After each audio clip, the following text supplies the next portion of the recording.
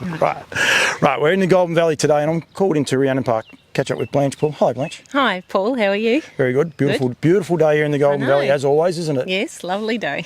Very busy little farm you've got here. I come here, I suppose, to technically have a look at some of the yearlings for nutrient with their sales coming up, but I just like calling in and see them. Very, very busy operation. Yourself and Dean have got. Yes. You enjoy it still? Yeah, no, we still enjoy it. It's always a nice time of year. This time of year with foals dropping and trying to get mares back in foal. But no, we love what we do. But you seem busy. It's funny that you say it's a nice time of year, and I know you've been talking on the phone to a couple of other people that everyone seems to enjoy it. Yet when you look at it from afar, it's just amazingly busy.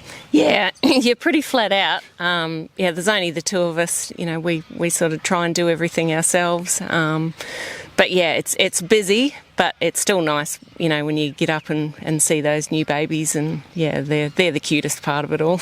You got a little one out the back there, one of my sponsors, so you're looking after me that way. You probably won't get in the picture, so it doesn't matter. You sort of did a bit of a restructure a few years ago to wind your numbers back. How is that going? Because when I have a bit of a look, I don't know if you've been able to do that well. No, we've steadily dropped with numbers, and that was our choice. It wasn't through what's happening in the industry. No. It was just our choice. We're getting a little bit older and we don't want to bust our guts anymore. We've still got 4 mares to foal, but we'll probably end up close to 40 foaling down, and I've probably similar numbers of dry mares to get back and foal this year. So we're still steady. That's an amazing commitment from you guys, and and I think the industry, we need numbers, we need horses everywhere, we need people like yourself, and there's so many other people. It's not just because I'm here. It's an amazing commitment from you guys, like that 40 horses. I imagine if you wanted to, you could close your doors together and probably have 5 or 6 and. Yeah, that would be nice. But no, we've got clients that have been with us for a long time, and we're happy to, if they want to keep breeding, we're happy to keep chugging along with them. It's an evolving thing when you've got people that have been with you right from the start, and they, there'll be daughters of mares that you foaled down right from the start when you came here that now are having their own foals. So that's kind of nice to see them all coming back through. You sort of probably got a bigger family than you think, I would imagine. In a way, you've got your direct family, and then you've got this breeding family. That's right, yeah. You've got your owners, and then, and also the mares, they're part of your family too. Yeah. And you have a real soft spot, like for the foals, and that you were worming a couple earlier, and you enjoy being around them, and I know you love handling them and that. And, there's always something new happening, so there's, something to do. I was going to take some photos of some of the horses and put up. You got one problem, they're too friendly. They just love being in your face. So you get the time to get out in the paddocks and get around them? Yeah, we try. Obviously, we're quite busy. But there's a couple of foals this year that are really friendly. So they're pretty cute to get out and amongst, and get in the evenings, go for a walk and give them a scratch and play with them and stuff. But but that part of it's nice. Yeah. Is that your circuit breaker? Because follow you on social media, quite often there'll be a picture of the sky or something a little bit random, and obviously you're outside doing it. Is that your circuit breaker? You're still, even though you've got to file this one down, to have that mental relaxation, you get out there. Yeah, look, we've got a couple of dogs as well, so to walk with them through the farm in the evening when it's cool, and that's a nice time too, because the foals are out running around and playing because it's cooled down a bit, and it's just lovely. It's a lovely way. And I do like photography a bit, so I like going out and taking a few pictures, even if they're on my phone or I've got a reasonable camera to take some. So that is a little bit of an outlet for me. I enjoy your random ones. I enjoy actually a lot of the people put out the random ones, and I think it's a way of growing our industry, because it's you take a picture of a horse, there's only so many horses photos you can look at. Sometimes the random ones that happen on farms get other people intrigued. That's it, and it doesn't have to always be the perfectly positioned horse. Sometimes the foal will be doing something a bit silly or whatever, or have its ears the wrong way or something, and you think, oh, that's cute, and you snap a picture, or you accidentally snap it when they got their tongue out or something, so that's kind of cute. I saw a photo yesterday, actually, exactly that. It was a foal getting up, back legs were against it, and the lady won an award for it, and I'm like, but it's sort of wrong, but it's not, because it's natural. It's actually what is actually happening. The foal was fine, and went on to be that. Yeah. We will get on to your yearlings, but You're from New Zealand. Yep. You come across here, started working with your mum, I think it was. Was that right? That's right. Mum was at Alabar doing night shift there, and I didn't like what I was doing back in New Zealand. I was just working retail, and I thought, I don't like this indoor In the stuff. Central Otagos, is that right? No, that's where we were originally from, yes, but I was actually in Wellington at the time, working in the city, the big smoke. But yeah, I just didn't like it and rang Mum, and she said, look, they're always looking for staff during the stud season. Come over, I'm sure you'll get a job, because I was already horsey anyway. So Yep. yeah, I did. I went straight to Alabar and started night shift. And now you look at what you and Dean have been able to build here. You put your kids through school as well, Yep. like there's so many other things. Yep. Brody graduated last night. Yeah. And then go through and look, and you're never stopping. Do you actually, like your fencing, you're changing, you're evolving. I keep saying, you're thinking about retiring, but Yeah. you're fencing. And it's one to make your job easier. There's no Yeah. problems there as well. But Yeah. it's becoming a showcase. Do you ever actually sit back and say, wow, look where it come from? It's starting to be like that now. Like, we've nearly completed all the fencing that we wanted to get done. And, yes, we want to retire, but I would like to sit back, at least get a few years in to actually enjoy the farm when Instead it's all of still finished. building and going, Yeah. So that part of it I'm looking forward to. So we've just got a few little bits and pieces to do now. And then we can sit back and enjoy it, hopefully. Because like I come here and I wouldn't have been here for 12 months probably, Yeah. unfortunately, but it's that long, and the amount of fencing that's been done and Yeah. totally, and horse safe, Yeah. purpose built. I was watching you handle your mares and foals, and you're doing them on your own, and it's Yeah. such a safe, easy Yeah. way to do it. Yeah, yeah. You do learn over the years of working at different places and trying different ways that, there's good and bad ways to do things, and there's things that we've done that we've set up, we've thought, oh yeah, that works great, and then we change it and go, oh, that's even better. Yep. So that's always evolving. Do you like this time of year you won't, but do you travel? Do you go to other places? I know you're going to a farm probably tomorrow. Do you look and take ideas from there? Yeah, or? for sure. Yeah. Yep, and we're always asking other people, especially when they're setting up their places, oh, what have you found works good? And then we take it from there, and if it works for us, well, we might use it. If it doesn't matter. Yeah, I think that's great, because I think a lot of people shut themselves off. They say, we know how to do it best, Yep. and then probably get a little bit stagnant, which can be horrible Lots of for anyone. Google. That's how I learned how to looking do at other it. stuff. Don't worry, that's how I learned to do this. So Dr. Google does so many good things. He's a couple of bad things, but most things he does is very, very good. That's for sure. Your breed. We're not going to go through them all. I think you said you're selling 13 at the two sales, one at Sydney's on the 9th of March, and then the 13th of April in Melbourne. You look at your breed, though, and the horses that you have, and you say that you've got brothers and sisters and that if horses coming through. Yeah. Again, do you stop and say, wow, have a look at these, what we've actually got here in the paddock? We do, and it's been an evolution. We started off, just getting given mares that were too old. Yeah. Then to breed daughters, and we just hope that we bred a daughter out of that mare that then we can go on with, and if they race or they don't race, like Gypsy Flair didn't race, but she's turned out to be a broodmare gem. Was that out of necessity? I didn't want to cut you off. I'd rather you keep going with those other horses in a minute. But you say you get these older mares. Was that because you couldn't afford to At the time, we couldn't afford to buy into, go to the yearling sales or buy a mare off the track or something. That was just out of our price range, and we had too big a mortgage. So it was just like, how are we going to get in and get some reasonable families? So that's a way of doing it. That a client might have said to us, well, with Fiona's Flair, he said, look, I'm not interested in doing embryo transfer. If you want to, you go ahead. So we did all the expense of doing the embryo transfer and got Gypsy Flair. So.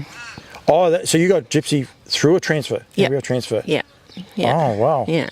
And then she's just been a great broodmare for you and exactly. And continues on. And Father Patrick? Father Patrick Colt to go to Sydney. Yeah. I did see him down there, and he's a cracker. He's typical of her. Yeah. Anyone that's had any of the progeny. He's a bit flashier. Yes, but but it's a great family. Slip, slop, slaps, how'd you come to get her? So she was a client's horse as well, and he was trying to sell her. He did a bit of a deal with us. He hadn't bred from it? Yes, yep. He'd bred. He had a yearling to go to the sales, which was a bettor's delight out of it, which ended up being Caribbean Crest, I think. Yep. He said, look, I just want out. She was in foal at the time to jet lag, and he said he put her up on auction ring or something at the time, trading ring, and no one wanted her. So then we just said, oh, well, look, perhaps if, we'll prepare the yearling for nothing, because he only had $3,500 on her. And we said, we'll do the yearling for nothing. You take, you sell the yearling, you'll get your money for that, and we will sign the mare over to us. And that's how we got her. So sometimes things just fall into place. Okay. And then you've got others, and you've got others for clients' horses as well here. I say to you, sit back and enjoy it. Did yourself and Dean sort of, I'd like to say, sat outside and had a beer or a wine or something like that? Did you ever drink a glass of water thinking, man, what sort of a mess have we got ourselves in here? Yeah. Early days, it was you sort of start to think, are we doing the right thing here, But as it progressed along and, we started to get on top of things, then you could see the light at the end of the tunnel, yeah. How do you come to make a decision like that? Like, we need more people in the breeding. We need more people in the industry, I think, full stop, but we need more people in the breeding. And one of the things is you do have to take such a big punt. Like, there's not a lot of training centres. You are lucky here in Shep that there is a big one. But, how do you come to say, let's do this, let's take a punt? It was always something in the back of my mind, like when I worked at Alabar and worked for the different places, Caramere Farm and those ones. I used to sit back and think, I would do the calculations in my head, how much they were getting for adjustment, how much they were charging for working fees, what I was getting paid. And I was kind of like, okay, there would be a way to make money out of this somehow. So you sit back and do that when you're learning the trade all the way through. So just every place I went to, I tried to learn something new, build. So my end game was one day I would have my own place, hopefully have my own place. Which you have. Yeah, which I have. So it was just, slowly working my way through. And then I did have some good clients that, in the last couple of places that I've managed, they said, oh, if you ever get your own place, we'd be happy to come to you. So I sort of had this little build-up of clientele ready to go when we moved to a place. And one of those was Martin Hartnett. So, right. So he was here right from the start. So. And looked after you. Your brand and brand awareness, like Rhiannon, what does Rhiannon Park, where does that come from? That was a tricky one for us because... It's tricky for me because I spell it wrong every time too. That's all right. We just couldn't decide. We were trying to combine... Like my parents had farms and Dean's parents had property and stuff. So we were trying to combine names and nothing really suited. And then we sort of sat there and we both loved Fleetwood Mac. And one of Fleetwood Mac's songs came up and it was Rhiannon. And I looked up who Rhiannon was and she was a goddess of horses. So we were like, okay, that'll do. That's what we'll do. At least we can both agree on that. So that's how it came about. Yeah. So I've never asked her. I'm glad I have now. So Fleetwood Mac, do you still listen to Fleetwood Mac? Oh yeah, all the time. Do the kids have to put up with it? Yeah. I know that's exactly how to go down in my house too. Don't worry about that. But your brand, you must be so. That's the brand that you have. People know what to expect when they go to yearling sales. They know what to expect when they put a brood mare here. If you ring another farm, even if they don't know who you are, as soon as you say Rhiannon Park, you must be so proud of what you guys have been able to achieve, under that Rhiannon Park brand. Oh, yeah, for sure. And it's, I don't think either of the kids are going to want to do anything with it, but, it is something to be proud of. And as I say, it'll be nice when we get to that stage where we can sit back and enjoy it for a few years before we have to retire. Yeah, no, we don't want you to retire anytime soon. It's, no, we'll be here for a bit longer. Always come here for some good chats and that, so there's no problems there. It is Christmas, but unfortunately you don't stop. Nope. I've been out to have a look at the yearlings. They're all there in the paddocks. We want people to be able to travel around. So if people are travelling around over this Christmas break, call in and see you. Yeah, for sure. Yeah, look, what we're going to try and do this year is we've split the draft into two. So we're going to Sydney. This is the first time we've ever sold ourselves in Sydney. What was the mindset behind that? Sorry. It's just a logistics thing for us. Like we want to try and do as much as we can, just Dean and I. Yep. So trying to do 13 in the one draft means then you've got to get staff and stuff. So we thought, well, let's try and do half and half. And we've got 6 purpose-built stables here. So we just thought, we'll just give it a go, see if we can just do them at home on our own. And they're far enough apart that we can give them, that sort of 5 to 6 weeks prep.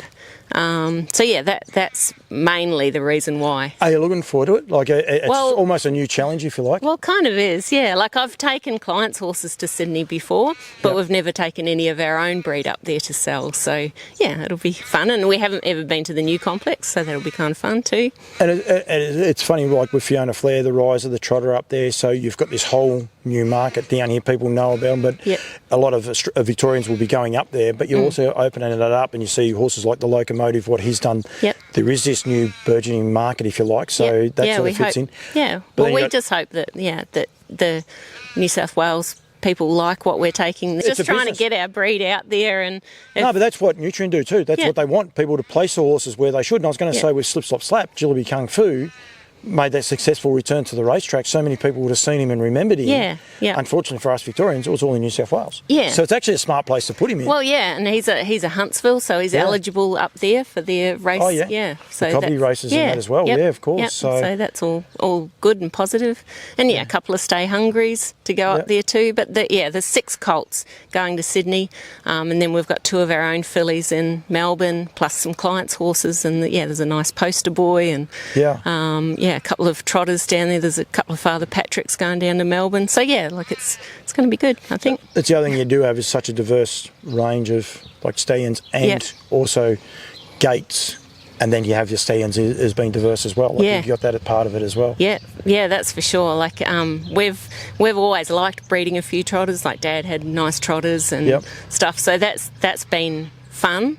But now it's becoming quite a big part of the whole industry. So Yeah. as you say, it's trying to get your foot in up in New South Wales with a few more trotters up there and nicely bred ones. So yeah, why not try and take some up there? I wear a couple of hats, like the little bloke at the back, he's an Yeah. EL Titan. But, both with Duncan, I've been there today, and the rise of the trotter is just unbelievable. Yeah. And you see Brad Hewitt on the weekend win with the Locomotive. That Yeah. was, and then one of these great stories, he was purchased by Wayne Potter, not Yeah. noted as a trotting trainer. He had trained the odd trotter, but Yeah. paid a lot of money Yeah, for a trotter who gave him such a great run. Yeah. And now he's gone to Brad's. yeah. And this is where it'll become infectious, and people Yeah. are all going to want to be a part of Yeah, this yeah. the trotting gate, which Yeah. you and I have been singing for a long time. But, and I'd imagine for yourself, you've probably taken the hard yards with some of those trotters. Like you take a hit when you take them to sales because Yeah. people didn't want to buy them, but it's turning. Yeah, and that happened last year. Like Yeah. we brought a Love You colt home, but he's shaping up quite nicely. So. I saw some videos the other day actually of him. So, So it's every, so well, they it's say all every good. dark cloud has a silver lining. That's it. So, And and Slip Slop's Tall Dark Stranger didn't sell either, so we retained him as well. So, and he's also he's been broken in, and they said he's a machine. So, could be good. maybe give them the races before. You won't have to put the pressure on the trainers. to give them the yeah, races. You won't have that's to it. because they'll both sell themselves. Blanche, thanks for the chat. We could go through all of your Yeah. yearlings. We will do that. There's no Yeah. problems there, and, No, and come go back out there. later. I've seen them. There's no pictures really to put up. Unfortunately, just seriously, they were too close. There's some from a distance, but you won't see what they are, and then Yeah. they're in your face. But they are beautiful turned out so far, but they've got no polish, and that's the one thing That's about it. them. Clayton Tonkin says that. You should come and see them in their natural Yep. environment, Yeah, especially no, in a happy herd. to show anyone if they want to come to the farm. Yeah, and it's They're great. there. It is a great time because people do go on holidays. We would love to. Yeah. I go to Tasmania and that, but I am actually working. but we would love to. But other people do have holidays, and we Yeah. want to encourage them. If they're in the Goulburn Valley, they're Yeah. here for shep races or something, come a bit earlier. Come to the farm and have Yeah, a... just give us a call and Yeah. we'll work out a time and you can come and have a look at them. Easy peasy. Blanche, thank you. I was No going to say worries. thank you to Dean, but he's gone off He's watering. gone, yeah, he's so- irrigating. But it never stops. But I must say the farm's a credit to you, and well done. And Thank you. Thank you very much for joining me. No problem. Thank you, Paul. Nutrien Equine 2025 yearling sale dates. Brisbane on the 23rd of February. Tasmania on the 1st of March. Sydney the 9th of March. Bathurst the 30th of March. And Melbourne on the 13th of April. For more information, contact the team at Nutrien Equine, Mark Barton and Gemma Smallman, or go to nutrienequine.com.au.